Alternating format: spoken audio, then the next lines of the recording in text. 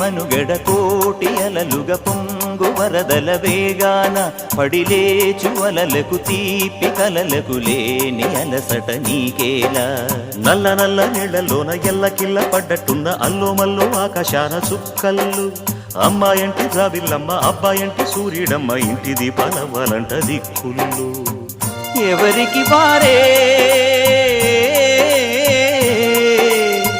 యమునకు నీరే రేవు నీరు నావదంట నావతోడు రేవుదంట పంచుకుంటే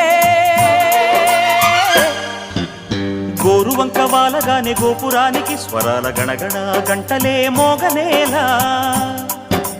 గోపబాలుడొచ్చినాక గోకులానికి పెదాల కిలకిల పువ్వులే